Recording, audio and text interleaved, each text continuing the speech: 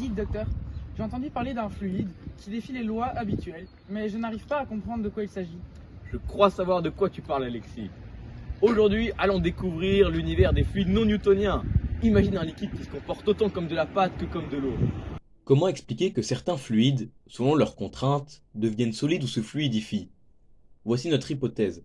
C'est la structure moléculaire et la composition du fluide qui influencent son comportement sous contrainte.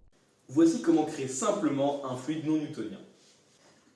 Tout d'abord, ajoutons le composant basique que l'eau. Nous allons maintenant rajouter l'élément qui fait la différence, la fécule de maïs, plus couramment appelée maïzena. Il faut 2 fois plus de maïzena que d'eau. Voyez comme la texture a changé. Nous avons maintenant notre fluide non newtonien. On appelle cette matière-ci de l'oubleck.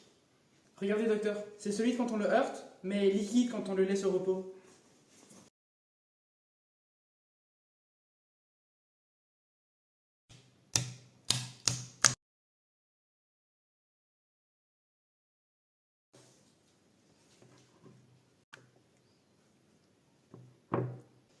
Un fluide non newtonien est un fluide dont la viscosité varie en fonction de la contrainte ou du cisaillement appliqué, contrairement à un fluide newtonien, comme l'eau, qui garde une viscosité constante.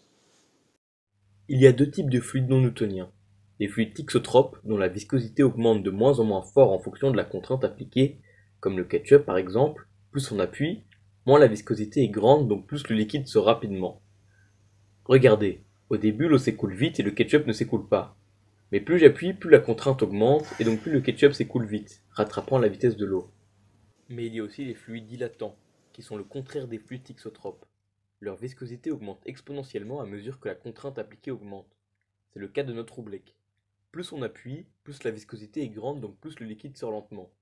Franchement, c'est pas si compliqué. Regardez, docteur, avec une force importante, le liquide se solidifie quasiment instantanément. Tandis que l'eau suit invariablement les lois de la physique newtonienne, nos fluides spéciaux offrent une véritable leçon d'imprévisibilité, nous invitant à repenser nos notions de consistance et de résistance. Et si nous ajoutions un peu plus d'eau pour voir si le comportement change? On rajoute précisément 200 ml d'eau pour voir comment ça va impacter notre mélange.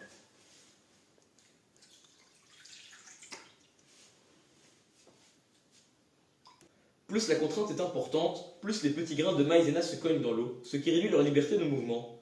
Tandis que si je laisse ma main s'écouler lentement, les grains ont le temps de se laisser passer les uns les autres, et l'oubleck perd de la viscosité, il se comporte comme un liquide peu visqueux. C'est clairement moins visqueux avec de l'eau. Les résultats indiquent clairement que la proportion d'eau influence la force de réaction du fluide. Cela corrobore notre hypothèse sur la structure moléculaire modulable.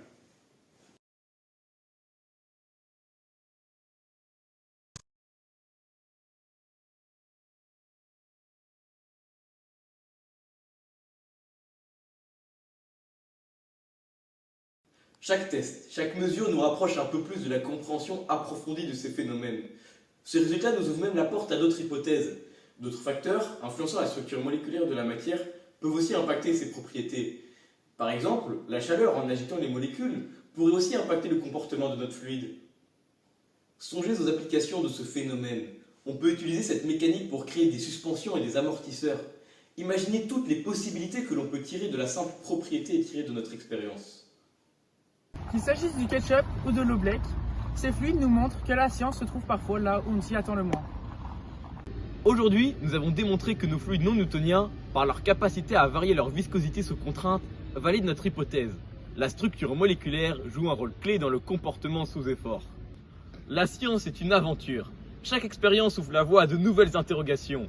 Continuez à explorer, questionner, expérimenter.